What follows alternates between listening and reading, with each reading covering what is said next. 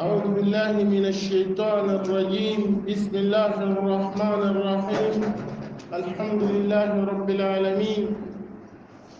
والعاقبة للمتقين، ولا عدوان إلا على الظالمين. ثم أصلي وأسلم على خير خلق الله نبينا محمد صلوات ربي وسلامه عليه وعلى آله وصحبه ومن والاهم بإحسان إلى يوم الدين. أما بعد، يا أيها الذين آمنوا اتقوا الله حق تقاته ولا تموتن إلا وأنتم مسلمون. يا أيها الذين آمنوا اتقوا الله وقولوا قولا سديدا يصلح لكم أعمالكم ويغفر لكم ذنوبكم، ومن يطع الله ورسوله فقد فاز فوزا عظيما. وإن يوم كتير ترى ونيون نيون وبعد نيون تقول إن يوم كتير ما تبغى تقول وبعد نيون كي أصلاتي كتير وصلت على رسول محمد كم يوم تبغى تمولا بونا وتموتي هي تشيلها بما تكا تمونا توبين تبو بما الشيطان كاوتنا نقوتلني ما تولي تبوتلي tira mata ba da kai usuduwa ayan girma ya bibun na ya ayyuhal ladina amanu taqullah nin bake wana na fo imani kikin ne da sin imam mata male mo ma nan gate wa qulu qawlan sadida ba mon pa na wa be ma bi ci ga amfani kilolo enyina na mo amala na wenne da be ma chota ngere talulu baya bi jebi yin ciga da lare kilolo ta baya bi jebi yin ciga kubara kilolo yuslih lakum a'malakum nani cinna asirin ma ninde cinna asirin ma wata bata bi kore na wato ngana yayi piteni ta wata ta kana ba wato wai shawa mata ka yana ka bana soci de bonna sai cinna sai to asirin wata bata bi cisa asirin ويغفر لكم ذنوبكم انكسي تشاتنا واتكنتي ديبو ومن يطع الله ورسوله با من دنا واتانا وتو وان انكلا فيا نيتو دي وان كان سكا كاندوني با نيلا بونا كو شيكي باركي بي يا متا كالا دا بوين يا متا كالا ناني باي يا ولا ناني بيسيني تدانا با ما انسدا يا نيو فقد فاز فوزا عظيما na ya rabo takbir bati bo mata ko na aziman ilama abena mata bi de ponyi dunia wata pe l'akhirah dunia bi fosi kula ma ama akta pe l'akhirah win bayna dalika huwa al khusran al mubin asara man jafili yone ama mata wana na faqad faza fawzan azima damina a esa lafiya nyere kiyama ba ma bi jota kase ala ko te bijiga dile wa hadith ba ta bi fiye hadith 571 riyad as-salihin bud wa ana abdullah ibn mas'ud radiyallahu anhu qala qala rasulullah sallallahu alayhi wa sallam la hasada إلا فتنتين رجل آتاه الله مالا فسلطه على هلكة في الحق ورجل آتاه الله حكمة وهو يقضي بها ويعلمها متفق عليه. سيدنا عبد الله مسعود جبا ومفونت حديثنا نتوصل إلى رسول محمد sallallahu alaihi wasallam wana hadisi no pe fasala min yolle la hasada no nyuba ko aba ko kaya ngeta hasada illa fitnatayn sai le milipo na sadaka de ile milipo na kana binya hasada batemete me na hasada huwa tamanna zawalu ni'matul ghayr hasadan sana unyi bin puni pigisi ale lana alkhairu wa mata ka te sinyi toye da to sinyi fe kaba ina hasada ne tinyi ti unwa kwena elana wa tinyi ti ma oyere o penki nyime sege kola wa yana epi me mata na de pe yana yambo ban koto kipi biwa kola ajimi unwa kwena eme mata na o da yana kwentalaka dibisera wasina sai na mata chano bi ay ngona na bi chonu boku yi no takarkuri bonge mena mata chano jangore yeo kaba ina hasada ne hasadan sa tamanna zawalu ni'matul ghayr illa satwa alkhair na ni man tofiq kaba ina hasada ne ande bi kabilu lo ta hasada ile ma wana la hasada hasada qale illa fi sanatayn sai le mine pone to kana hasada po akola me rajulun do wa fese yo onyi fese yo sana onyi no ma atahu allah malan mata panon yajim onyi wa mata ka pajim fasallatahu fi halaqatin fil haqq ko nyima wuti ajim na mata wa nsempoye onyima ka gbatiye we wa jinka wete fumba imma mata wa tiriti na jingir no la no bi utukoro cho ujo de ma ina mata ka balla fo ne wonka wuti ajim rasul muhammad usotina da fa shakka so nyima we ka hasada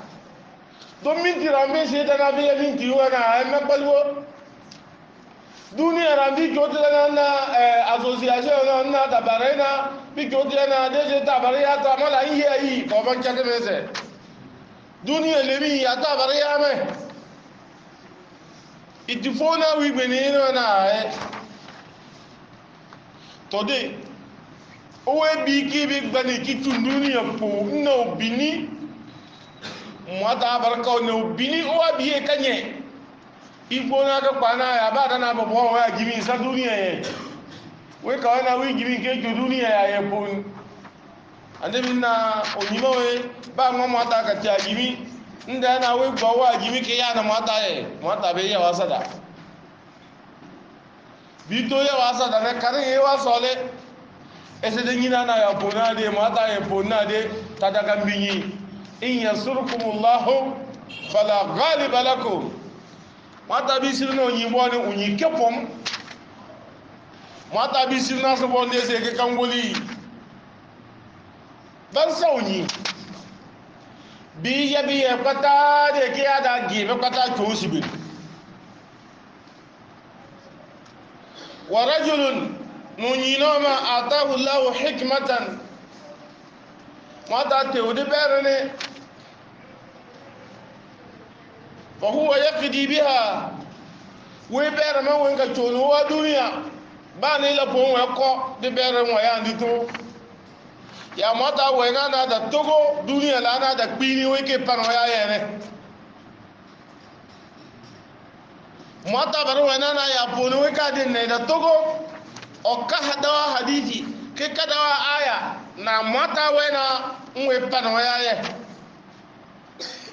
asa darambe tabawa kungu pataki gi no to me obane ewe na we bambanto za afae o to me obane ewe na we bambanto za mumini o malinyi o to me obane wa ya mata ye pratique bi lano chambi mata ye kwa ya bi debi wa mele to ile ndabata poni dasa bombo le mi ntaya kadebe palwe mata ya dikiwo munyi ya bota na binyi wa kwenen ke yan wato ni na ma ya ne le da bare da pon wi buena na binya la karame sheda yo tabare no nyi wa bota yare lahira pa lahira ifinan ke ya ikbara da wa dalili wa de ya dalilu lana ban ke yan da za ka ba ya guna ya deta ka hadisi minne e bane le nkula ngwe nkinwa hadisi kula ngwe dalimi fona fra duniya shana wa babun ko la ira wa babun e bena nkila mu hadisi na bekela kana kitu ndo ade bere da to so ban bi kwesese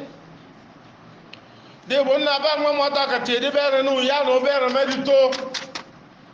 de ya da bare mata shi o kasa da rabe jama ke mo na ina da bi kwe widizi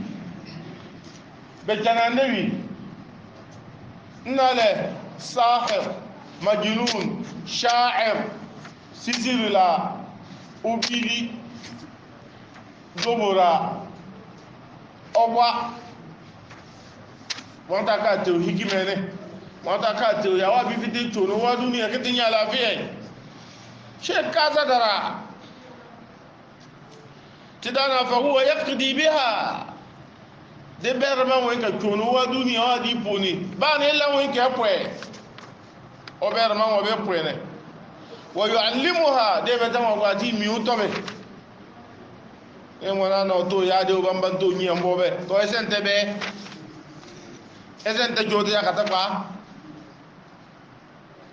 fasala obane fasala oliri la hasada illa fitnatayn na hasada ojojo hasada wa ya pa se le milele po na ya na hasada mmata ka bifite danse رجل آتاه الله مالا ما تنفع ناجم فسلطه في حركته في الحق كون يمك بعد أجمع بقولي ما تاوان سمبوني كذا أنت أبان كرون كونو كونا أو ما تا أفا من تريسة أفيواني تازه وين أويوانتو ما تا أفا من تريسة أفيواني ودي ياسو أتو كاجينجير وينكي لاتما لوكو وينكي لاتسوي بيبي يا وينكي لاتما بكمن تنبدي na hasada ojojo ne we to ese taka bi fi kiyama ba mo ta ka tesi ya jira baka ya no poni se te ke difi do so ni ya ka le ya he bi ki kana bi fi man tashabbaha bi qaumin lo ko ta ba mo ki ni do hadisi ala ka e ka do ni ka de mo ta e ali siri ke pa o den na de barga poni kisi ki pe o yanse na mwata onyima de tentadawa bisi kiyama libo mwata ke sisi de metana kana onyika siri ko wodo da ki yade ki kini ki to ko ngota na ya fi ki tinya se ba faje ki to gbe o podiri wa peda yanse mwata da wa bisi kiyama ja na bo sinu bisiri da barak ta kabi kiye mwata yada wa ko joma ko na man tashabbaha bi qaumin fa huwa bin onyiwa ba na lambare yanse de yawa bi to difi la khere de manon se non ke difi de bona rasul ka wana falyanzur ahadukum man yukhalil na ba ngwan pawa wa be le ko jotiye do si nun bi fi kiyama anabi na ina ka de bo ba ngwan pawa wa be le ko jotile dakpe shaka mwata sinu bi fi kiyama elana bobo marle pa uwe ile na to ta ye shaka ese mbisiru bon la dan kiyama da ba ka bi kiye de sudesi wa ka se tin ya na se de tore na huzevi ba ntamola da desi gi fi mpom e baru ngono wa nye da mwase no mwata na wa bi fi kiyama libo mwata ke sisi don abe yasi jota elana gbiri ya alana gbiri ko nyime ati fo kiyama we ko si joti si ba nyebe ke mi giga en kesene don ti jona ke nya ba de jeta pa ne ba mo ne na yo ye be ba ti silingi ye fem mbe be joti jo fem mbe be joko goro fem e ta ka be ka si bi ne ko le si mbe ba si jejera nna ba wa ka lai libo mo ta ke da to me ti kiyama andi bo allahumma mo ta ke da ko jo ibo na de bi ko na fal yanzur ahadukum nna ba ngon bo ko la ngke pale man yukhalil pawa abil ko jotiye donc ko jotiye bi ya da to te pe onyi kiyama wallahi inna bi yana sa bi patan ki to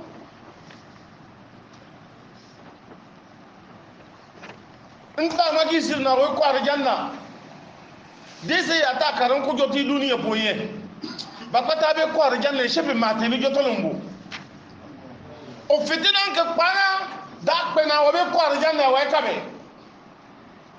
wode be ko arjanna mota asmi bihim wa absir in mo ba ngaye be so na wani bu bi tanni alkida to to sana adam upumbiri wo amma de mota ka be jambi kiyama wani muhammadu kaza wina nsa kaza wina metensa wina dina nsa kaza wina dina ya dina nsa kaza din babe banne da tanda Allah da sana adam gile wanwe oyen yimale o par janna mata din babi de meten babi na miyu din babi yu ki wina ki kama wina alkida sana adam pombiri wawa nyene de ekati ki fila ke be ko aljanna ma tan to bi jiga en mo se to be mo se onyi bi gbode na ke ko joto wa won la mo aduni e poye ase wa di to kenone wa be we mo atana njoto to dadare da be ya mo ata dole wa se lana opologumbi shebe leno kiteo na be chato onu bodi ko arjanna ibn adam ko na falyanzur ahadukum man yukhalil ba ku jote ko abeleye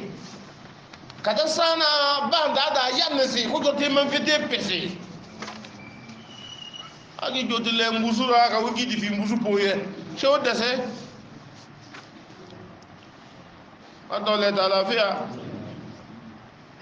de na hasada obakpa ye shede na mata be onyagim ogba jim makiya na mata ye kesen ta wana mata menta kama jinna menta yade to sunum bi fi kiyama wa rajulun unyino mawe atahu Allah hikma mata te odibere fa huwa yaqdi biha o ba bere ni gitunu wa dunya wa yuallimuha ke gba mi bi kesen tan kanada kwasa ta kaza na mata ya pam irin wani wa da bere sino meten bi fi kiyama ina hasada wa yere de kene wena adato dakpen bata dakpen na meta to de da samme te kare pa kunyu bata oba ba maka ya jo ese ke ye jo mata te ki ka pe tare gasili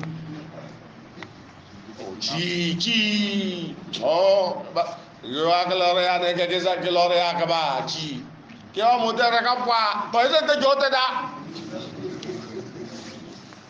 ha asa dane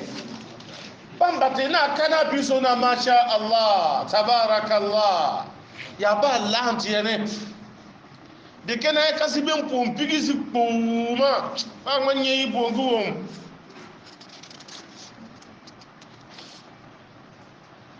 وعن ابن عمر رضي الله عنه عن النبي صلى الله عليه وسلم قال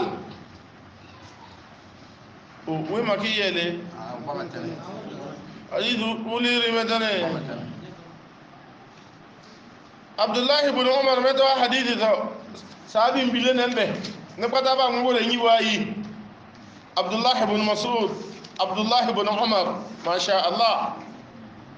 بقى ما جابون عن النبي صلى الله عليه وسلم قال لا حسد إلا في اثنتين رجل آتاه الله القرآن فهو يقوم به آناء الليل وآناء النهار إن حسد با شيء لم يلبون ونينو ماتا تي القرآن دبير ماتا كيه وسينا القرآن ما كوني بونوسي نوي بونوسي بين حسد كدنجدي ورجل نينوما آتاه الله مالا واتاتي وجيم فهو ينفقه آناء الليل وآناء النهار وقادو جمي من تكيشا كنيا نوي إيه كان أفا مواسا دموي دلي نعم بما ماذا de ke binyi ka juti be ya fa asada e ke le koso duniya ne oui e saka to be wa ya asada ja fa e ke le no ko so ba na mi yugo mo ta nyambe wa ko sa fon ke bi lon to binjo e so si lolo de kasele kene wo bi sir ke dam mo ta wa dan alo man jama ta wente nje wa ala arshi pakin be tanena o bo ta dam mo ne wene ta kai kwasi da ka bwane mata za mu nyun kan kan ke zuru nyabe wa ko sabon afa mi le mi de tranga bagba mu na nyere bana gba mu wi pe da ka sa ya san ki kya bu boku bo zi mi ngobote mata ba ma so ni oban tabar ko me wa ko sabon bi le mi po mata no wande bu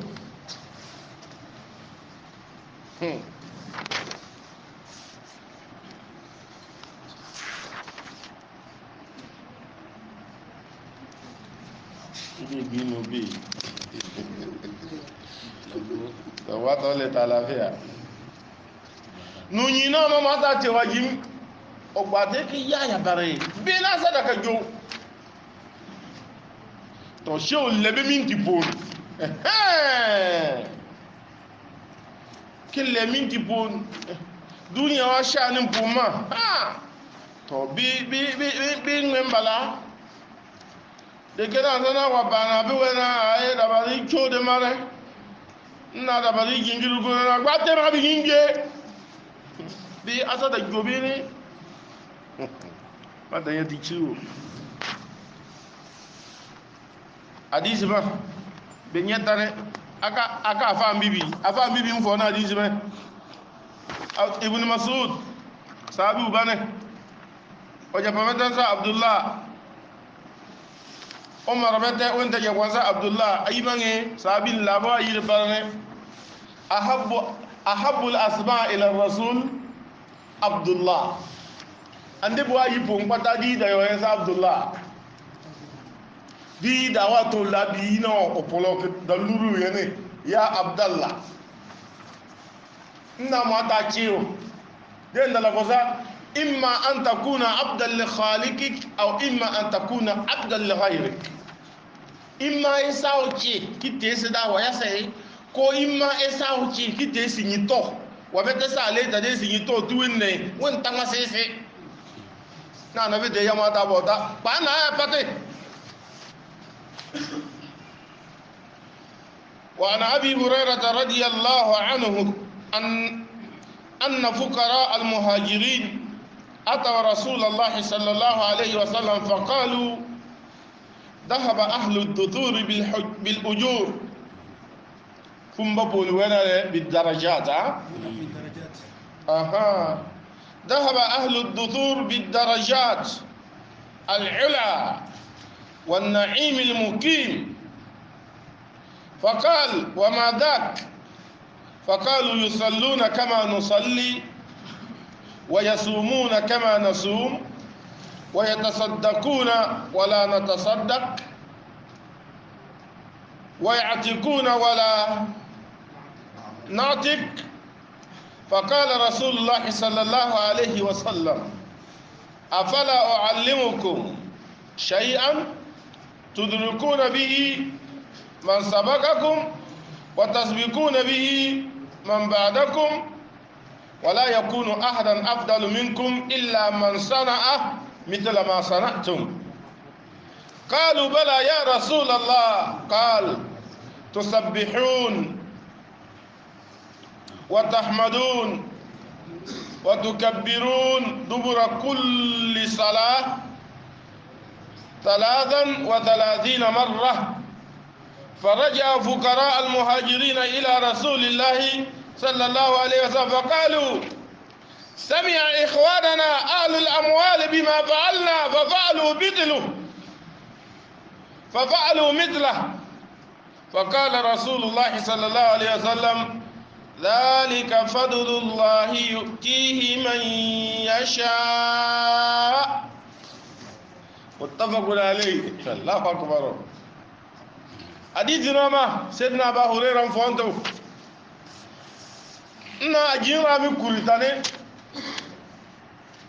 bikekeli kuritane bane ngi tuande bigben ngana nebi ata da sigbene sana ajira mi ki kuritane jang pata gito ajira ma beki barjanna wa na darajat me na jiram biki kuri darajang arjanna darajang gito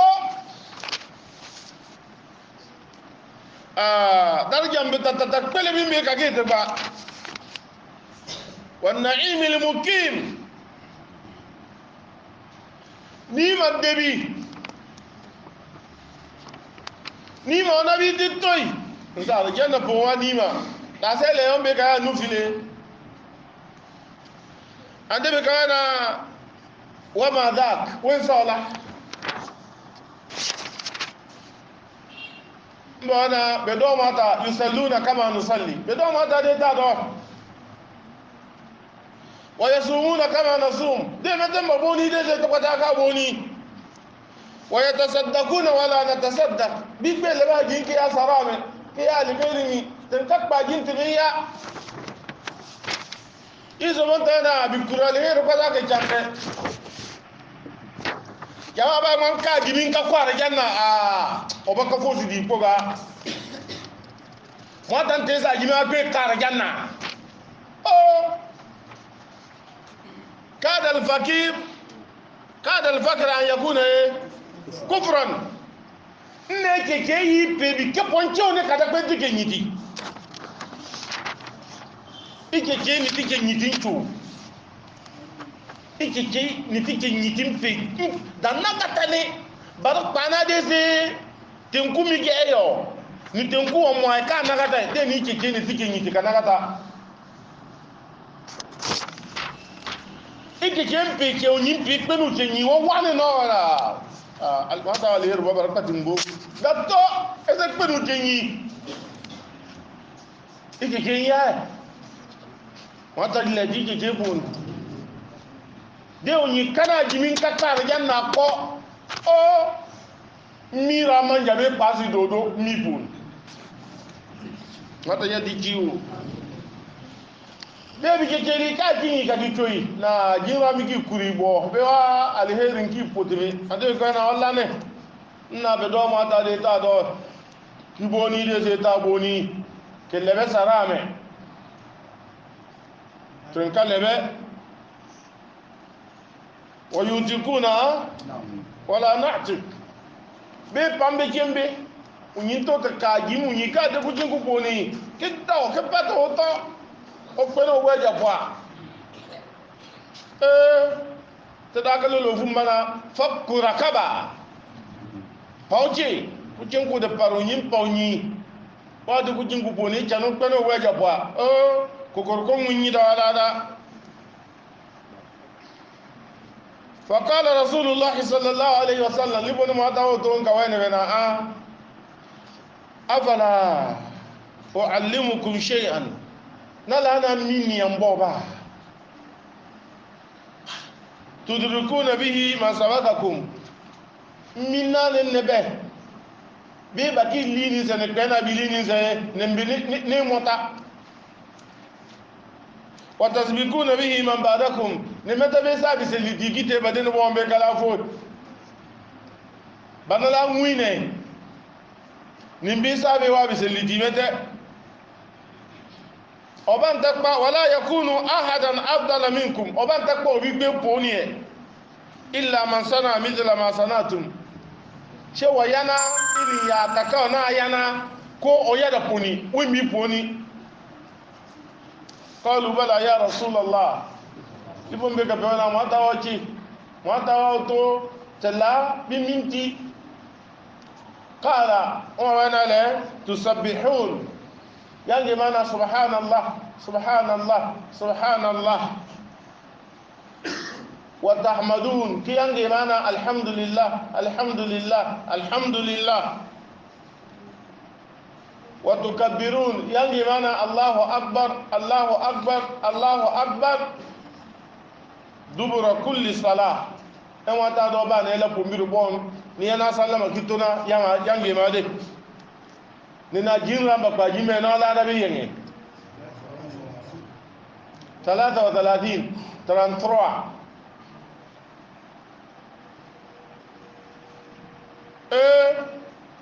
فرجع المهاجرين ده كان ملك قرنا دبم إلى رسول الله فقالوا سمع إخواننا أهل الأموال بما فعلنا ففعلوا مثله بتقولنا دبم قلنا يا أمين دي لا بارو كي تنيا بنت كي موالك كي بدي يا بنت كي موال كي فوي كي بدي يا فقال رسول الله صلى الله عليه وسلم لمن النبي كوامن عليه ذلك فضل الله واتوا كجوري يؤتيه من يشاء وهو كان داما وفي te jama almuhimu dime na ba mamba ko arja na ba ta saminyu ama sana ta karaki yenye na ta puta emoma tabiya mata na we kayande do ga eno wakiti tibi dilonta abamba mo baraka arja na ko oban tak po be ko arja na ko polo gumbi na me wa kudi ka foi to nyi wa bi nyeni mi po ne lasie dunia no wa ipele pui won pe wa bi ko nyeni mi po las na o malinyi o wa na la ilaha illa allah katipenti ko to mi o ba katikeni dunia no wa ipele pui sherifu yi to yamba badere ya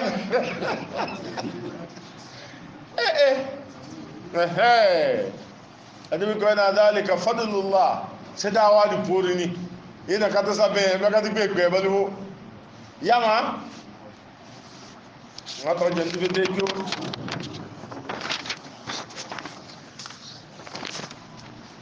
babu pombonta ki burele نواصل أو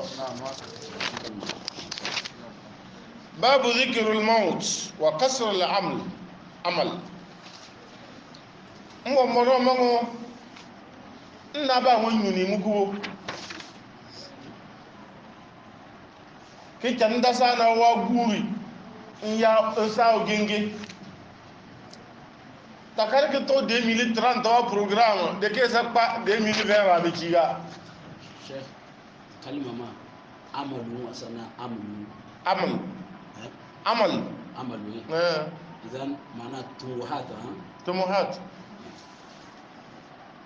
na onyiwa burim tamame onyin karake yobo programme kito pa bokaye kito pa karake wa en 2022 mbi yana de ke bi nu wa ka fare ka yidi pa nu to de ya ya bambo nyika be ya buruga gijon da nawe sana buci na gwanan ko na lana a aldada ta sana mata kin bebe ban kaka mo ai ko ko ai to ya projet ba ko na ba ndile makbe mbo na da dala da bi tombo de kene san karaki ya so programme fermé o ma wo ba ka kpalibo yana na mbi yana obama ya kai da barakan sa ko wara ka boni saman ban be ya ke nyen ba mada de kada bigi tosi kam min fata menga emoja yusbih wa be pete kota wa yumsi ko jote lahiyan bisujini tabu وقد نسجت أكفانه وهو لا يدري إما كتنقين ودقوني ويكوكو يوبو ودقوني ويكو فيلم على كفانا كي كونيمين تكا ويكاني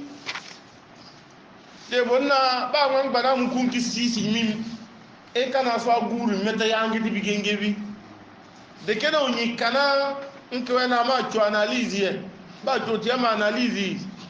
oh bamba te pata négatif mene normal et là on qui peut là non mintilwe me fait aider moi na ba te pas so ara mettre na c'est sauf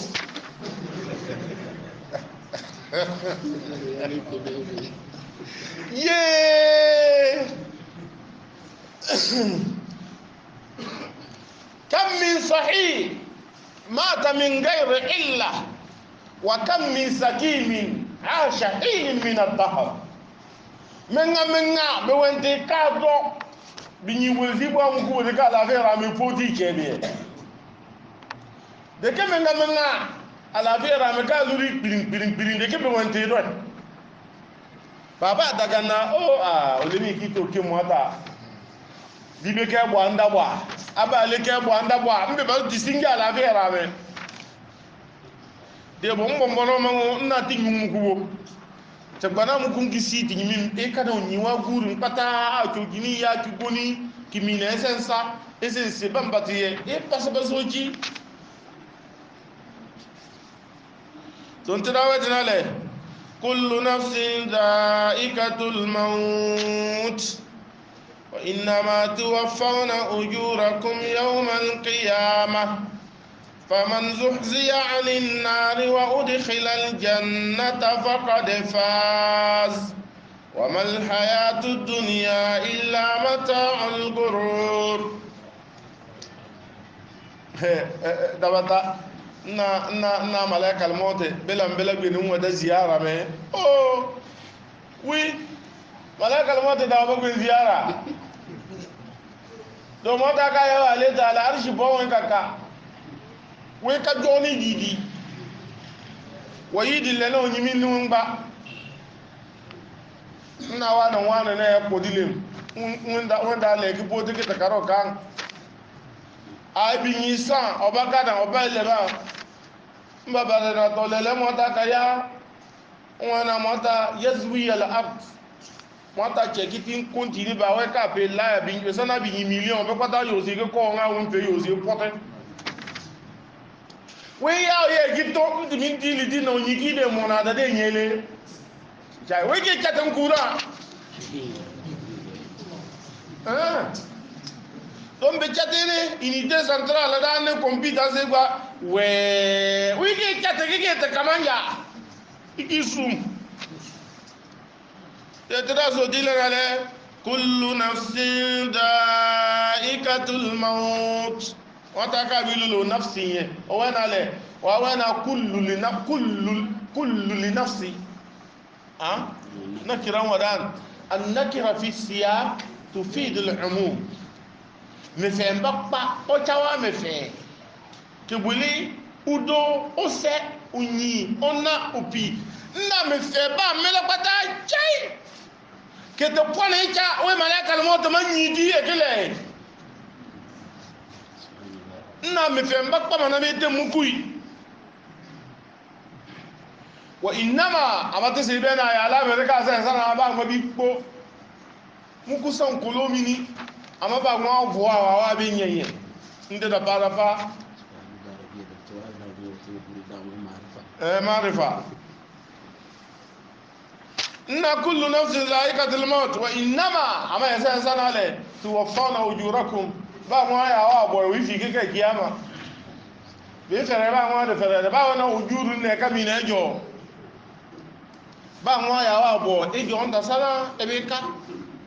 tida na tuwaffawna dikika ba mo ya wa la ka karane dunu ebuye debo faman zuhziya anin nari ba mo joji fi kiyama hey pakem ba bar de bi mi ki ba di gbengi mi boye mo da ne se kangan zuhziya wa manane ba bi mi hey padri kesa ngwan hey kade ko mi nyiri giga wa udkhila al janna don alle na mi bo je lu ar janna pun tabe gwesa ko ar janna fa kade faz hakika in zan bayyana ya rabo ba man kala to din yana kiyama mo ta ya bar wani sai ki poba duniya daru yin yana kiyama to da dare ne be so ba ne so go ya kwa na mota ce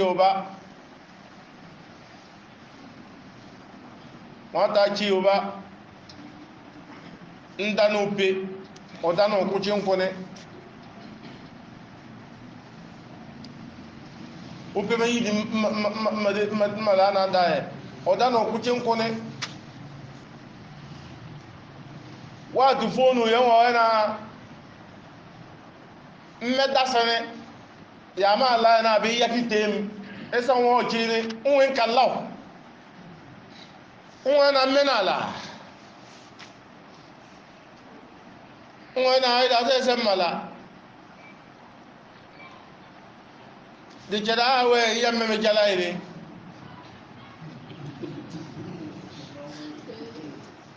unwen na ibodi birige unwen na maka bodi biri unwen baro na qur'an wa ya obede siripa no pe ko na unwen na todo ka ko gbi na unwen ka ka mo ta wa aya wallahi wa ka mo ta aya mo so na Allahu akbar wani nin polo ko kasom wa bare be kan yanne wani nin polo ko kasom ko da mweka oda ki figi kewe no biru ku bi ko do e wa baru ku mu de veri no jinga sir ke baro na de da pase fe na se da wa yese ka gene se do gene da to pase fe a do gene de ki nyina mo ta ka gene e fi kunye ibo wọn kana o ase wọn afa mọwúrẹ bako jẹnku yẹ wọn pọ ku jẹnku debo jama ba man ya na lahira ya yabi tilawe wọn bẹ yi wubẹ jafa daga na sana to duniya kasa ba ala fi zumin kai tamma bi so ni an sana jim o kai yan wo lele lárúkù jẹ́ sàájín báwọn nkẹ̀ wí lọ́lọ́ n'ẹja tó bí afọ́kà dẹ́mìl òyìnkọ́lọ́ dẹ́ kìtẹ́ bá wọn jín dàsánà gómìnà tí ń tẹ ń bẹ́ wọn wá báwọn ó dáwọn ńlá wí tẹ́ ní pátá bìyìn lé afọ́kà dẹ́mìl igbe bá náà pé ó fọ̀ sínsí fún àrẹ́kà kẹ̀kẹ́ ó dá ń kpọ́ná lẹ́tọ̀ fọ́ náà bí yẹn ní yọrẹ aladare ìpíní sọ àlóbò yẹn òpéde wí na mọ́ta má iye mọ́láyé ya ń bá ilé òyìn dáná mọ́sá ń kíbù dì nígi bọ́rọ̀ rẹ̀ náà pẹ̀lú òyìn náà wí sọ nìyà ní ìyìnà gbé látẹ́bà mọ́sá náà kí gbóná yìí kí gbẹ́mẹ́ bá bọ́dá rẹ̀ bẹ́ẹ̀ dá mọ́sá la ilaha illallah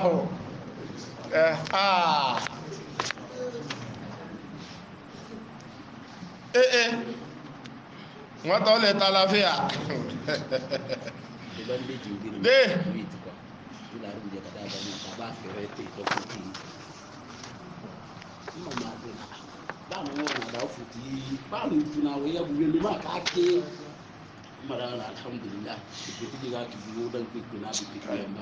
aba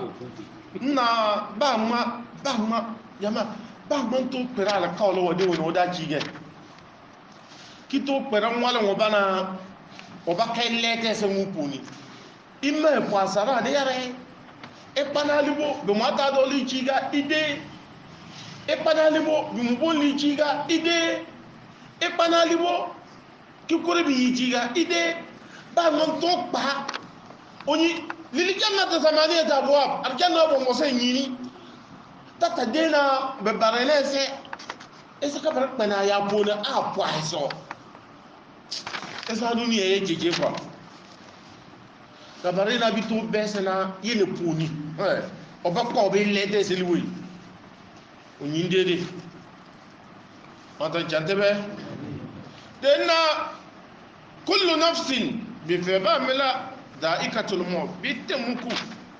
wa innama ila salimi ama yasana tuwaffawna ujurakum wata bi cika ba ngwa de ferede gitte yawmal qiyama dare bitena ba ngwa de ferede libo mimini na apai faman zuhziya anin nari ba ngwa de ferede illa na mi boli wa udkhila al janna ngi jodo to ar janna faqad faz umbena wiki yanyi mane وما الحياة الدنيا دنيا ما في ما بودا دين ميكا سين بوبا illa mata'ul gurur me fen kingane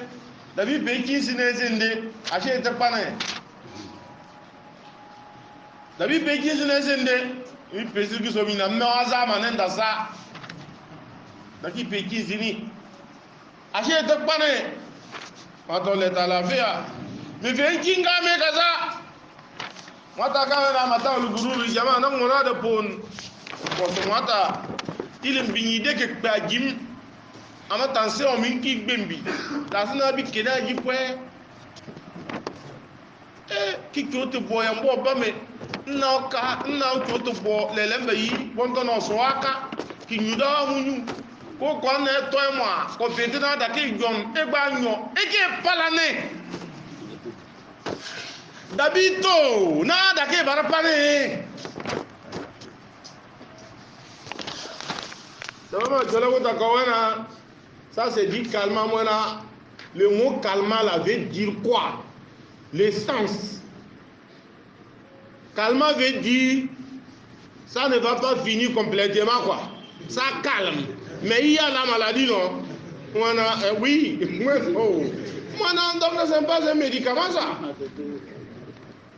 Daki barak barade na chaîne maki barlete. Aba tatuk bana chaîne bi gbegureje. Et cette vie peut être solide ou à pour moi d'ailleurs. Il y a un moment où tu as matin ou le gourou ni. Tabare, take bare ya da kona na bi wana na bi ki to te pesa me saba mboko la. Moi ta bi ki te zo kalala. Igbe te na da poesa man yan judi. Igbe baba. Ina na ba me wana me na c'est fini. Si. Rasul Muhammad kawana ma min yawmin illa wa ba'dahu ashad ina ba ne nwe wala na kanwa alkhairi fele wa alkhairi o toni ke fomu to ta wa kanadi le mete soji one wa bi da fele ye den da be gba alkiyama fi e ba ke te pen da ki ba gba na ba ki le lese ngme ma ye da ki toni chezin tangba sole wa be chane fo mo ta nyima jojo na duniya me fe kasa me fe mba me fe nchingane da bi pe chinzi ne de ashe pa libo na me kasa ayo obati gbede wa ma tadri metedelu wa ma tadri nafsun madha taksibu gada tida gbe so da ayo no pon na me fe mba pa ya ma bi fi konfile ye me fe mbak pa mani ya ma be fe pom filin ye da sa na ese nwena ese wa isa bi poni ese ki pe bo akaka ya filin a be ke se da na me fe mbak pa ma be be ye an sama na me fe nyide e fi kuta ka peti a shi so moto mbe gasaketi ye ki to fe o ki pidi o ki ti kesan se ke to de ko pense de corps e ke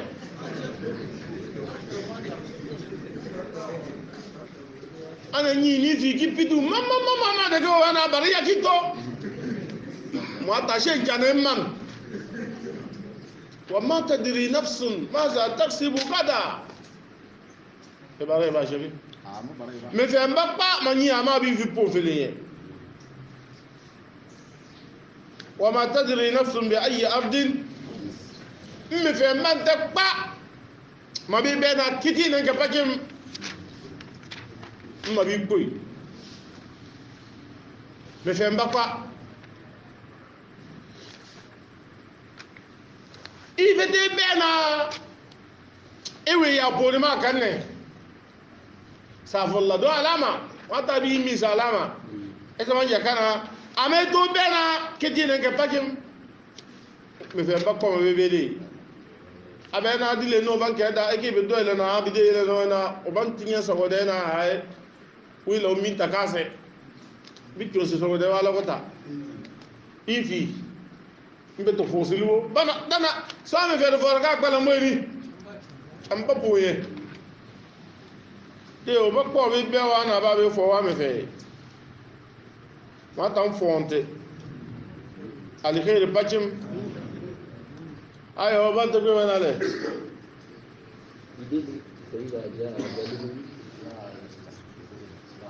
fa idha jaa ajaluhum tidana da yana na unyiwa mukuwa tamfona la yastakhiruna sa'a awo kolobi asizingiri digbepa wala yastaqdimun mbe wana adana la fomete kawdede nasir ponye biboni pegbo ko wum tapa ya bonu nyika ke bade na gi welezini shetan sa tamfona zingiri pa wala fona mete babe basure no poni pe magi to du won o ja babe gbo shetan sa se o do ya bo wale mele e ko nyika to ki jelem unyika fo enu madube na oponi pe mama je ku woni we ke gbo ba wena nwe kaza nwa pe se otumu oda nwa nwe kaza se ocho kaza we ke palwori ejira kawe na bo atam fona zingire pa wala fona mete ba be pepe no wala ntampa no ele da chate ne tira kwezo da no bona ya ayyuhal ladina amanu la tulhikum amwalukum wala auladukum an dhikrillah wa man yaf'al dhalika fa ulaika humul khasirun wa anfiqu mimma razaqnakum min qabli an yatiya ahadakumul maut فيقول رب لولا أخرتني إلى أجل قريب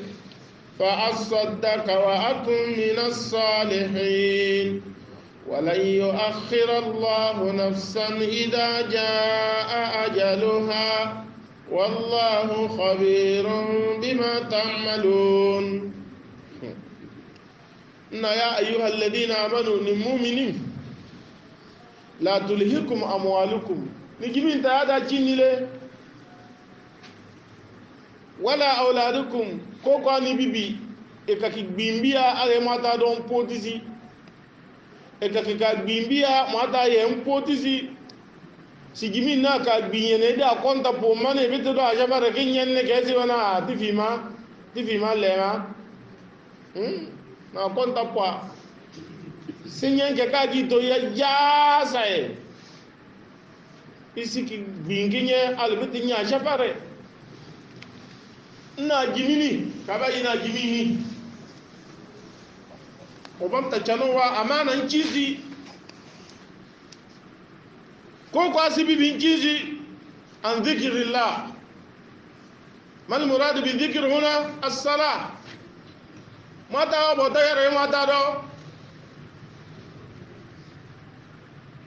no bata janu yimin cinnu mata wa bota na jimina ka gbiniye minti mba be gbakete do mata men tanwa ya da chana minti mana be gbakete dole amata jan shetan nchizi ki wore gba minti mba mata ka bonse ke gba ko nisi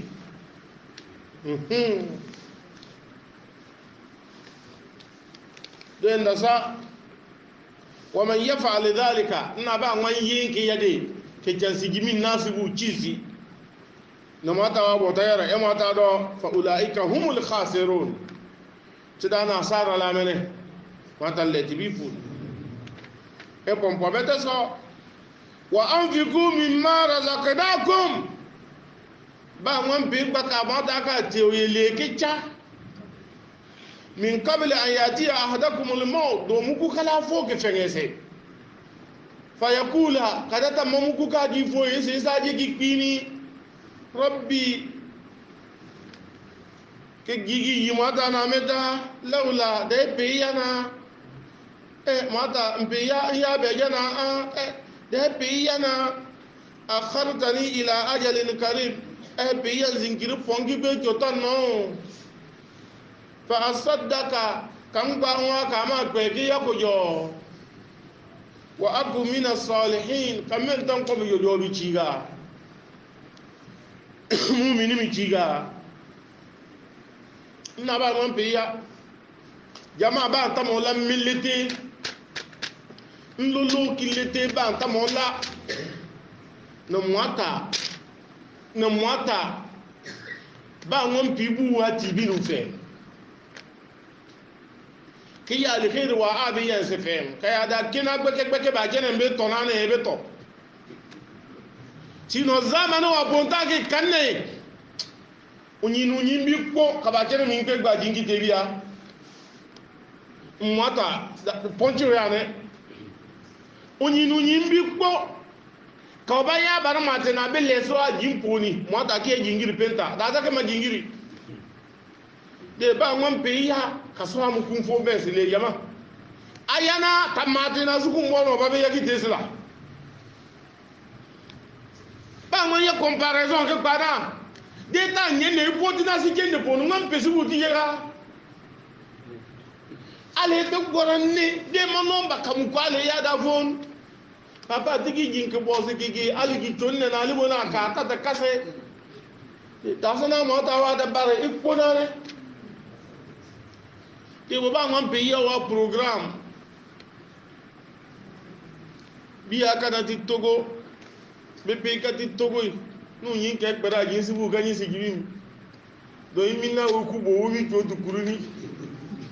dile maka nwa kujo mo non ko ka petra maka sukubi aka panta benyene wa pobo enforcement be pata de se aya lobi moto bai niko rebe wa kona wa fini ba we na sana balu wa bi fina don balu bi fina iki mo cousin ngi ya joti ni ngi fi ba toni e me na bela bi fi balu ni enforcement me da we ma lete wate ge wa kona mo poti pen mba tiki ngi pe fi bibi amu bi wole ngi pe da je nke karan ma na to din na pata wa manne de lenda ke se sanne to abi yani le bi genyi bibi ko da bon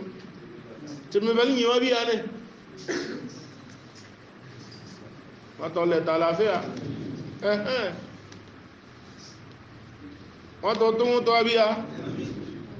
kí tó wọ́n tó mẹ́ta dẹ́ náà lẹ́m nkalibo náà ní òyìn ulé rí mẹ́ta ka jòtù fún máa náà wọ́n tó wọ́n ti bíyá kí tó wọ́n tó mẹ́ta dẹ́ náà lẹ́mẹ́ wọ́n náà málàm máa bá mọ́kọ́ ní ẹjọ́ kẹ́ máa náà tọ́ bẹ́ẹ̀ má wọ́n náà wí kí dá mẹ́ dúró lórí ìwé kàkà mẹ́nẹ̀ we dade we bi to fode na ke peme ataru won pe gore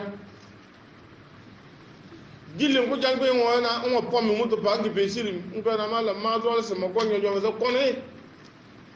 won ti fo ngujo mo non ko won me na me ba de nan ki yina wi de kudi poni wi wenteje wi de kudi poni wi wenteje we de na so mali yini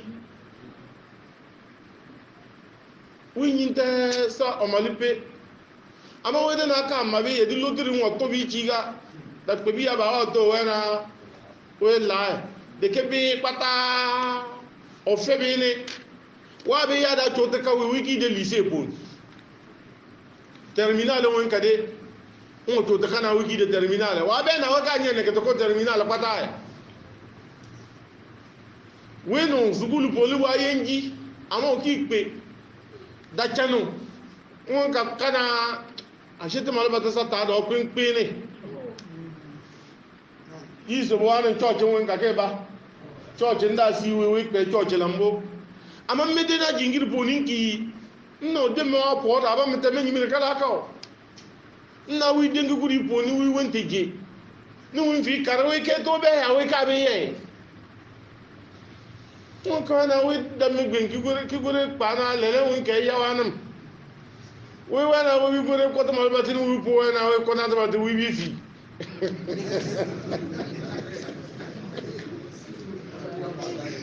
wọ́n gbé wọ́n wí ìdílé rí dàtọ̀ dítò dàbà gbọ́ ọ̀nà ẹ̀mẹ́tọ̀ kọ́tà bàtí wọ́n rí tó bí bì mọ́ ní ojú sùúrù kí pa wá sí kò lè bí gbogbo kan tó lẹ̀ ọ̀dàpọ̀ ní yẹn náà wá sí agama wana matan tungo te mata na alim ki tungo biya e paadu na wa ko ta da pe iselu bu kawete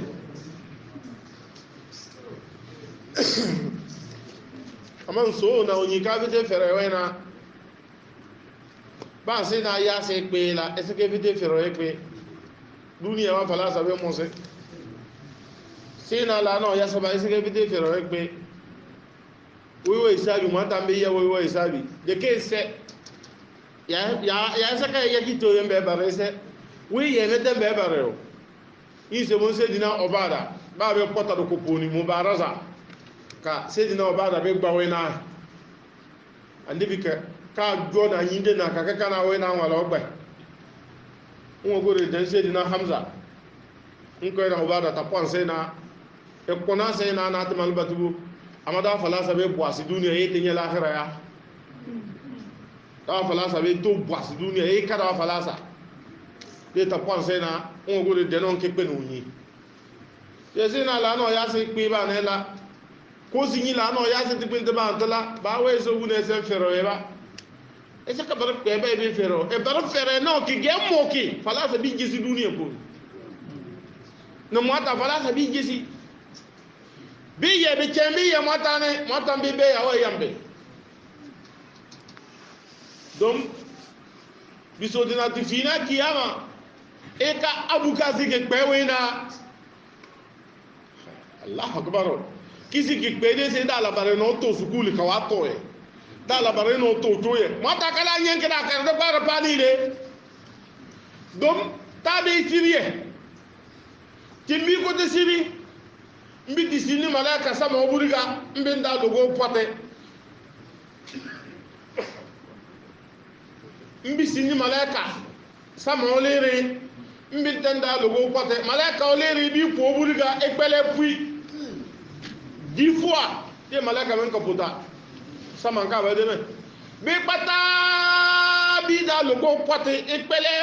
sama mbilole mo kata bi da logo pote ku logo de kiti pata si kenki mota kala fini kake ya da karo para pa nte mwen kasi pete na e ko pe ka fi ke pe oche ke pe se sama nje pe wa pe se ile ba yimi wo no pe se ola no pa na o wa so nto wa bare na i te o ka te o ye a pe ka te o ye o fo se ka ke kwa ja na ko mi kei da bi ni na a ta barba be pina be pi ka mo be janne menin kem par janna wi kalla wa hasha wa wa na si de choko wi be te kete be funi be jantan kete be wan fu ne babar to te poena na pata ni le nyene ne to pata ni wo wi yawma yafiru al mar'u min akhi wa ummihi wa abi wa sahibatihi لكل امرئ منهم يومئذ ده تفينا كياما سيزبو تيغان دان تكبري كي سيبو من جاني تزيغو يكي موتا يكي يانون دوانا كتو كوغانا نوزي بيسي كوبي كي كبا نيم نموتا ولانو كسبو وحكي ووالا ديسكتي لنك باتشان هاتيوه كوفو ke kona aljanna de ke bi gbe se ke to mi abu si ke gbe we na ke manyim la bare na yanna duniya ko wayam ilim oh we ke ka point o ba wa we ka bibi mo tam bari nyen ke da karawa da bar fa ko sabi ni mo to le ta lafia mo ta ye ka sa pati ibo ni to se liti waki juwi podu ala kare den wayi uyi wati ni wa fami pata ya fulan inkidi nafsaka min an-nar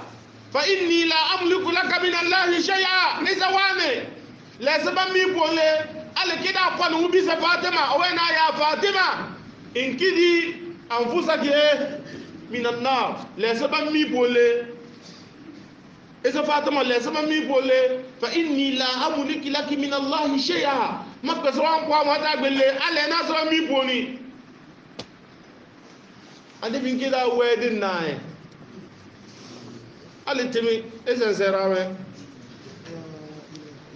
de jama ya yata ka jama can man tuk belle na dakpare insana a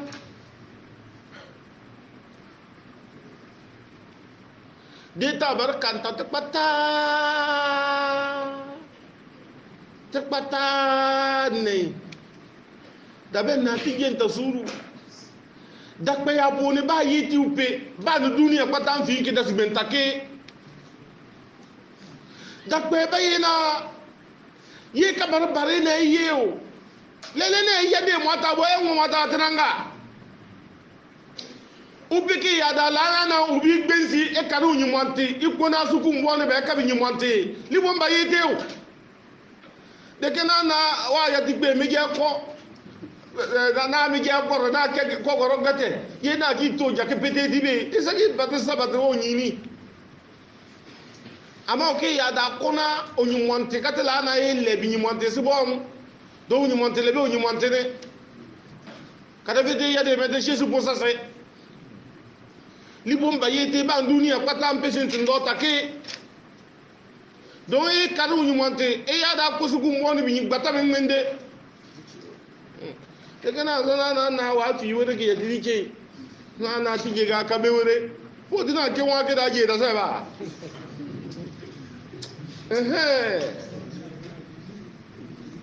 mate be ya me to kese kata to yelwo me ko na ko me wala bi ga do ba ese yete do ko ba i meta se ba na ke de nu e de te biri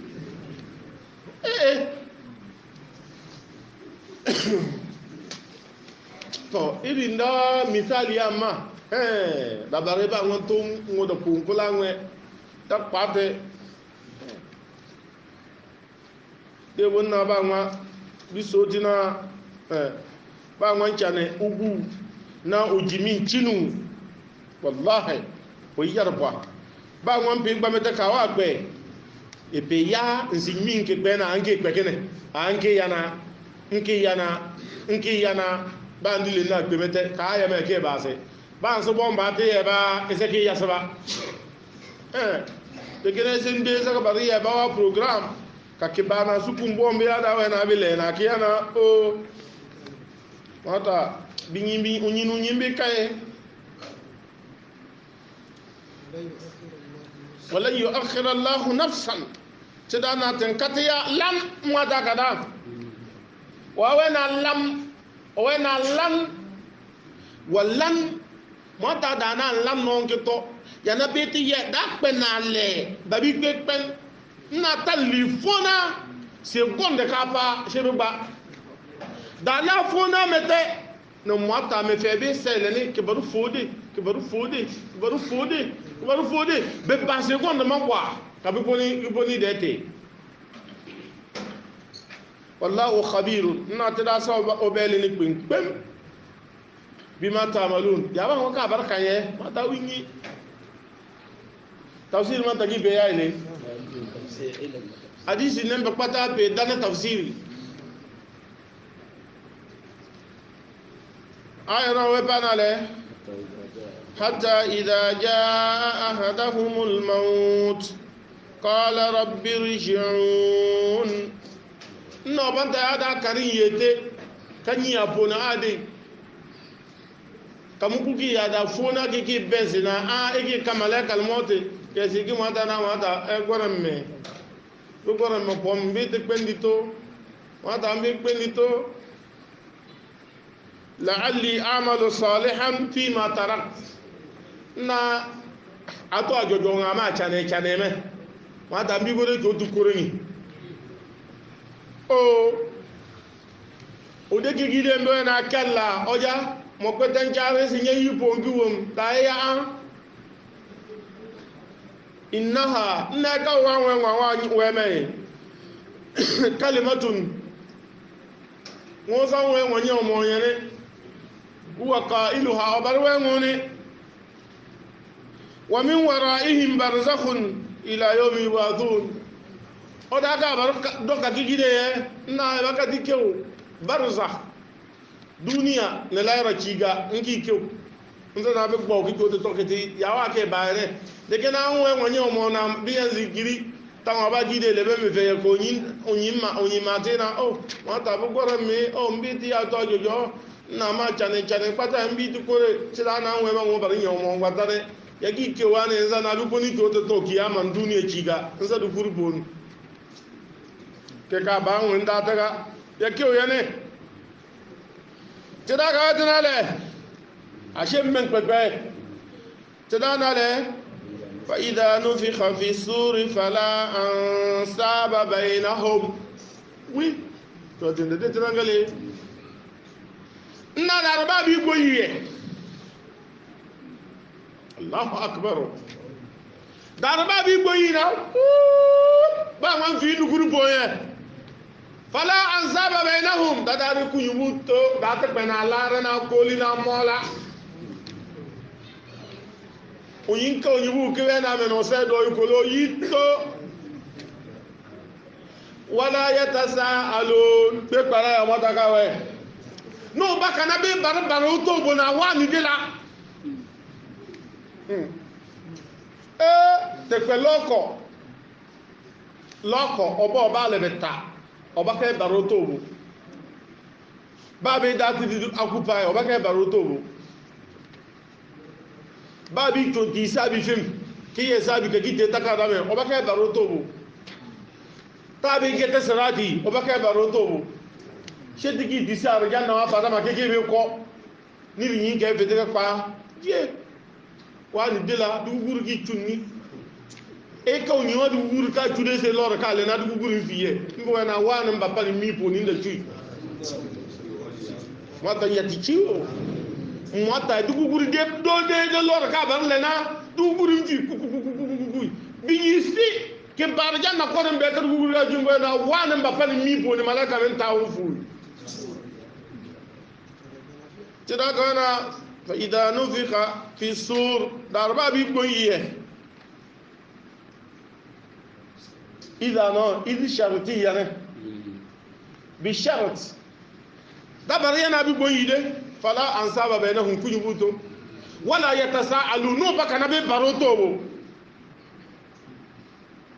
na wani de la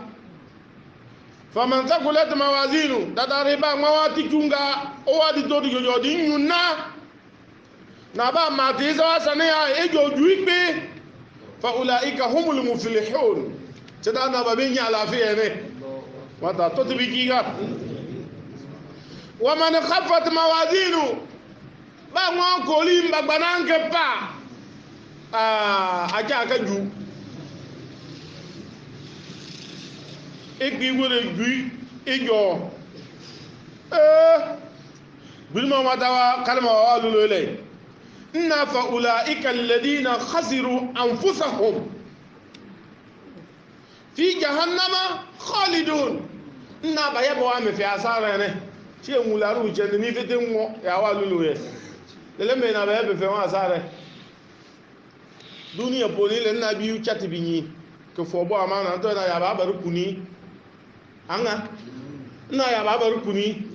tí ní yìí mọ́ náà yìí àlàáfíà tọ́ tẹ́tẹ́ náà òyìn mẹ́jẹ̀ wọ́n tẹ̀ mẹ́ àsára tààtà sẹ́sọ́ ẹ̀ tẹ̀tẹ̀ bá ń bẹ̀ẹ́ fọ̀ kẹ́ yá dáwẹ́ náà á bá kàní sẹ́ mẹ́jẹ̀ wọ́n tẹ̀ yìí tẹ́tẹ́ rí tuwé mẹ́ yà ńláka tadana fi jahannama khalidun wi kalma ko peme to so nabi ki bi ye jahannama po ni zaman la nihaya inyara ta pa ayyo bulima ma ta ga gelolo ye na talfahu wujuhahumun nar talfahu wujuhahumun nar bi min bin malimi هذه الكلمه yuhi madha kalma no mitina le e kana duniya poni elema bilobe no nyiba ntamola anyimbo wa ya protéger onya nyimbo no nyinka ya protéger wake e ya da kana bilobe wa banla amongale kanye anyimbo ba bilobe yidi anyimbo wa perem te da nyina anyimbe ta sa memoire ba wana talfa wujuhahum an-nar tadari unyiwa anyinga bo abreye ni wemi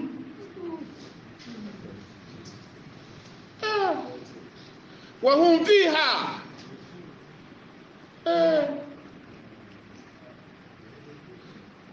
تلف وجوههم النار وهم فيها كالحون النبي دمي ما بوني كتبني كل تمام بدن بينا كالح إذا ما جابين له تمام نا ده كي توني توم سرقة بدنا بتونو نيك بتمام ناي banda dele wani bi nyunimbo to nna biki deli boni bi man jambe le tama na da to ki de ki pene mi boni deni ki pene ni min ne bon mo do le da la fia bi deli boni ke bam de yelen ne beba malaka min bare benale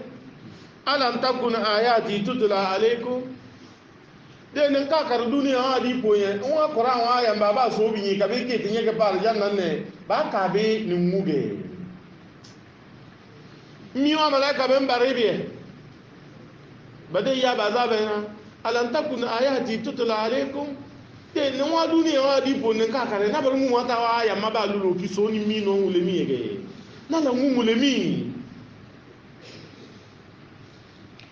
fa kuntum biha tukadhibun na chogo ya ni mo ba so ni ni ma ja ka chogo qalu ya ba be ki réponse na la rabbana tala mata galabati shikwatuna to an yi pon poti galabati alaina shikwatuna to an yi pon poti to adi ko kan poti ti ko ga din poti mata بنا وكنا قوما ضالين تالا كمده تسبيني لي وتله تبرني ابونتا دي تبرجو جيني نيكي يغودي كوغينيه هو تنينا لا بولتا دي اي ربنا اخرجنا منها ما تادي تمزي بلا دمي بون كورن دي دنيا دي تكبناتو فإن عدنا nzane agora de dunia de lere ntakpe ya tepentema fa inna zalimun ndata mo ke batana te be kwenkwe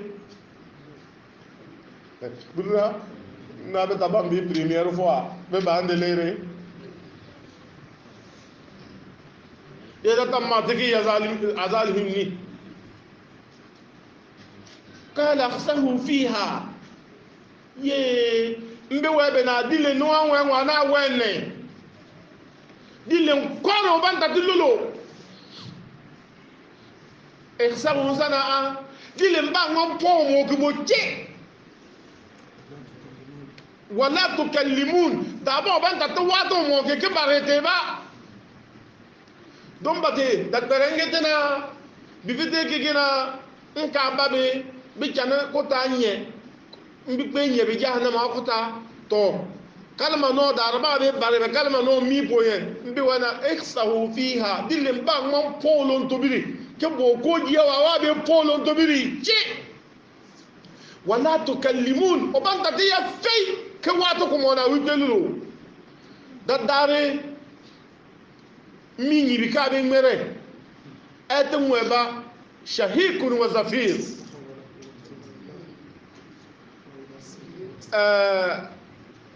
deba lena ona o de ko korokoro ke kon ke nyenne yi mena mo eto mo bolo mi bo nchobolo kei wayana feinu lo to bi pe wate kalma oba azaba ba be yoye ma la jamu ga vete pawe o be da azaba bo ya lungu mbala bi be yoye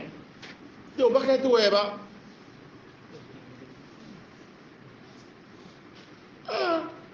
إنه كان فريق من عبادي يقولون تدانا دين دسا تابلون ميني بلمين وبقولوا كنت بي نبي تايا بما بي بما نانكين ببان تدي ما تنتو تبي تيغا يقولون بيكا كان نبوا دنيا وادي بوي بوا دي مرنسنا ربنا آمنا ما تاتكيسي ناسن سبامبا سنه سنسبوتني سنوبكايا فاغفر لنا ما تابي تشتتي بتبان تتي اي الا مبلولو دي رايا دادا كي تو كومو مباسي ميما دا غفرا الا مبا دا غفرا مي بي مزوي نا ما تا كيمبي بكا كان دنيا بي كاكي ميما دا نا ما تا تمسي تيبسيجا de be chatati warhamna kan wato yake ke wa anta khairur rahimin izo yake ke ngor sa yake ke ngor ya kuyi kunyin munasi ke ke nke tasafun ba abena no ya da wasna mena gi pe ya nso polo kumbi ya kwata wa ya se na gi pe ya le ne o ke ko le ze ne nti da ka so dile na amba so na le be ka de be la memota kewe matana wa anta khairur rahimin bigekeli ngole wa wawe kike ngoru pui nsense ngoto ejeje aha fattakhasumuhum sikhriyan aha kalama noma indana sukhriya ليتخذ بعضكم بعضا سخريا إلا ما هو هنا له سخريا أكا كلمة ما كلمة كلون دسا إلا بكسرة نيل كتبدوم ما دام معنا متى صار فانا ليتخذ بعضكم بعضا سخريا seda na meka yanni duniya ka kemene ka kiyanni binyi pata ma jimbi banki tebe bana be bambe saba ba bi tombi men yanni de kiside elana mo na enyelibo enye na ba zizi ene ije na zuru de ke kigo sala sala nka pa ije eje na nye wigwe nga ka bana to wane ne pomko seda na mento ya ye ki meke de pajim na be bambe sa be bo ja pole mbe bambe sa be kimbi kidebe mbe kwata denta alba kwata antoko yeka ko ebe pen sukhriyan ne dekena ilma wa na le fattakhasumuhum sikhriyan na da ya kimbi badeke te pajen ke do mata e kana be ke te joni ngale e ko ni ka do mata kito ke ka bilin mata mese le miduni ha falasa ke le melakhira wa falasa da ya be ma nan gbabe abele istizaan abele sole ne gbabe abele bagame ke belebi ke labe kiluri na be na be gbati bi gbang ke gakete ke darankete 5 fois par jour oui c'est là de kena sukhriyan insana ma tan jimbi ba min at-taskhir li kitebe ba na wani ne saka bidde nke kaso aso to ke lebe e wena na da be yase to ekibi kay yene de kena le fatakhastumuhum sikhriyan da ya be ma ba wini mo ta ki belene mo ta be mali yime nin ka gbabe abele na ben ka so fi enyibi tungula ma hatta ansaukum dhikri ala belema irin de se to paga ta tana gbembiye channisu mo ta bo don dabata bena be mali yika kajim de ba mata kana laene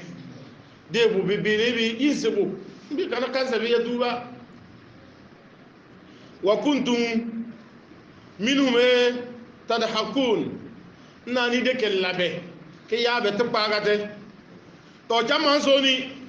inni jazatuhum al-yawma bima sabaru dile no mata man jambe ferebe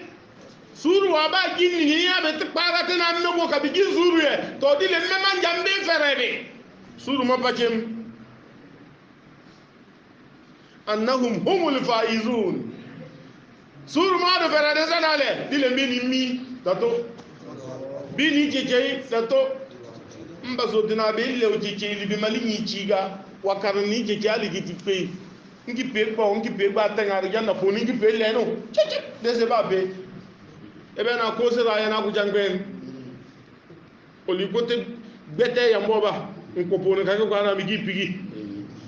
de mo ta ka be go checheli be mali ni chigangi pe gba pe sar jana bon chapo ngile no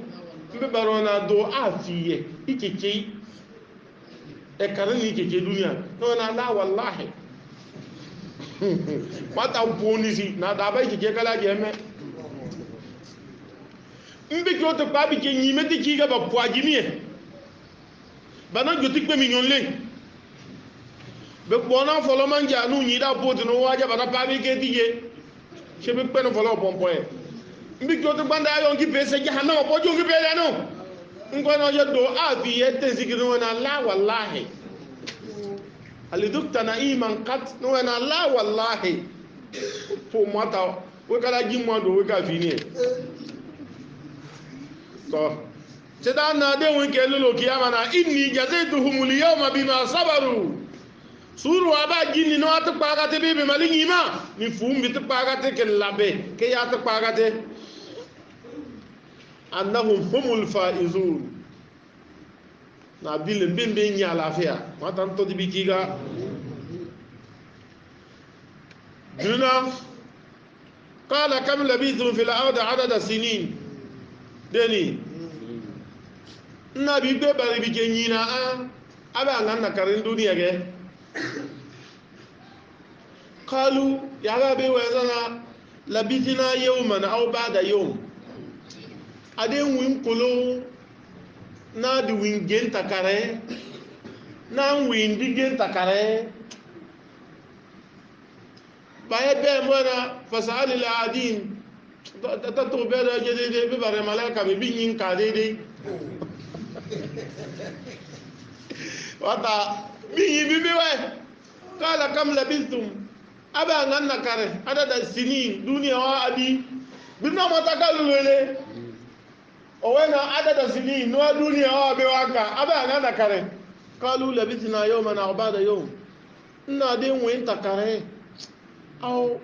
ba'da yawm ko di winge ada fonwe na windige ndasa fasal al adin be bare bani akonta kolane malaka minni akonta be ka to be qala libon be wamena illa bithum ay ma labithum in ka ka bare yani duniya illa qalil da fonwe de da wo bala ruti baka daka bi tongbelibo bi jeye ka kujo bo bonke dada ugbeni tabligh rama le godu fo yalla sosi o tunto bi anda bata jini liboni meno ka ki to kadenna ka ya munakasha unwa karanke duniya wa lissafe nko na ta bi fiki ame to ka nwa kwata ta ka duniya poni da se de 3 secondes ne findo mata ka yanne duniya o bakanyi alga santa ta be da poni 3 secondes nda to ka date be yana comparaison la era wa we poni meno ka ka dare ngbaye pata ne ke fe o ke bi ngmero na mi ngogonu o ke bi ngmero na mi pi ngogo afa o wa te da ge ki charo meno ka c'est 3 secondes wen ta ju kanyele wen ta ju mi do bena illa bithum na barakare yambo ba illa qalilan e ga wada wana illa won bayna harf al istithna al mustathna minhu ya da dana rafu'i bayna ile nweteni jaa al mujahidun illa khuyulahum be konpali fo be wayta nka goram agaba wana illa khuyulahum de kana ba bi fete wana illa khuyuluhum donc khuyul kasa unyi de metelele ndade tadaka wana قال إن لبثتم إلا قليلا إكما دانا إلا قليل بيفدونا إلا قليل بيفدونا إلا قليل متى دي دوا معنا متى بيبا أما باونا إلا قليلا قليلا وين بين تاكيد لكلا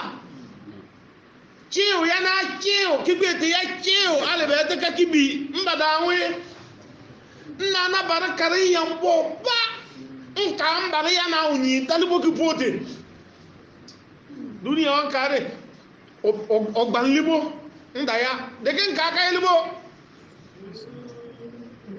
law annakum kuntum ta'lamun an zamana ninyi ma nka wana kare de no mata ka nyi nka wana kare na bil banana kare تلاقى كويزوسنا أفحسبتم ناتتونا أنما خلقناكم عبثا نما تاكا يانتكتي ونيوا دوينيا نو باتابا يانسني با شي داربا موبيه داري وجو داربا موبيه داري نو وجو باوني tamola ngoda jo tega ya bo wata ka ere ye wata la no so nyina ba ko la ngwele mani nda da ko sen guruguru nke da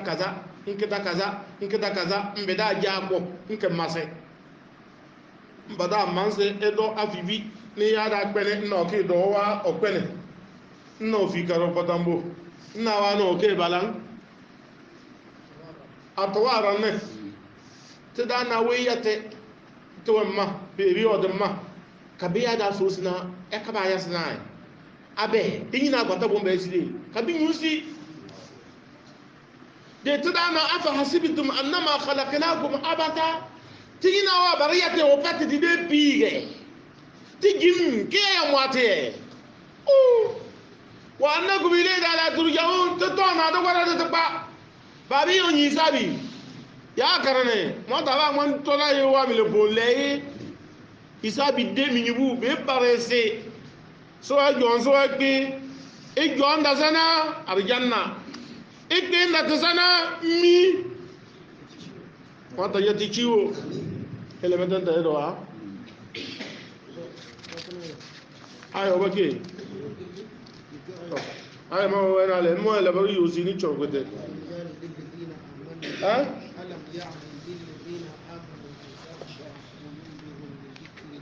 أن تخشع قلوبهم لذكر الله آية بونغاني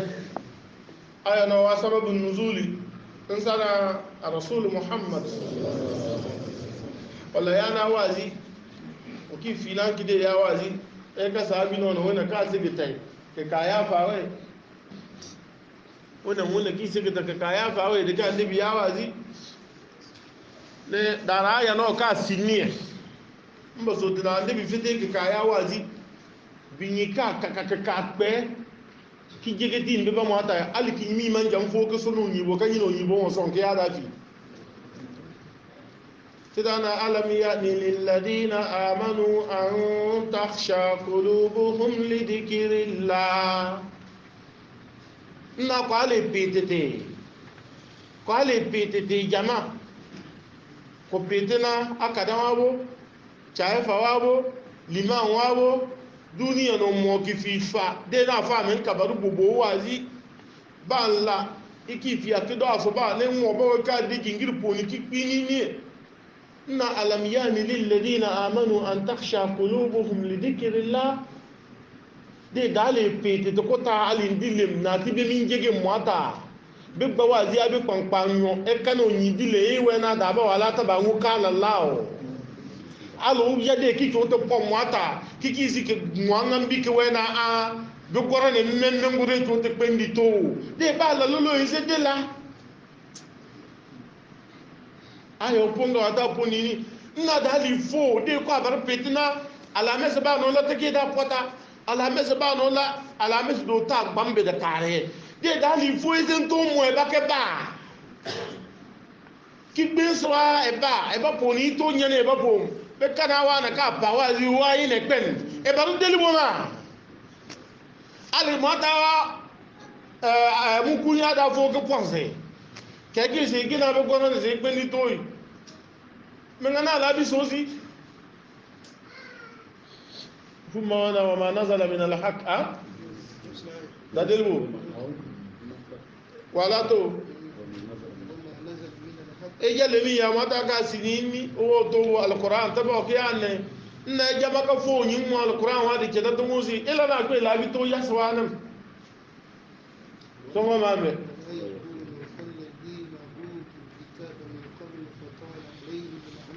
aha na te metan ta ya da sa de se ba mata ka li se ki te ni taram yahudan ne nasaram ka ke chambo me fe fo fatala alaihim al-amad ne mata chambo me fe fo fakasat qulubuhum ha me fe fo se ngbe chambi be to tuko be fe nka fo re wakati ru minhum bo adabata ni all sujet be nya mata de bonne kito baba wan se wa ba la al-fusuq wa khuruj an ta'atillah be nya mata de bon kito baba wan se na te metan ta ya da sade le na mata pananse me fe fofo me e ya da jodi nye ore da ben no nyi e sa na mali nyi sa mali nyi kitu pone to wala bate da sa me fe ka fo ho ye e ka ke ki pipi nyi mo wana e sa ka kan da dae e le pe mo ma e ki be le ko mo ma bon na e sa ka kan da dae lo le ja da le se هذا وصلى الله وبارك على نبينا محمد وعلى آله وصحبه أجمعين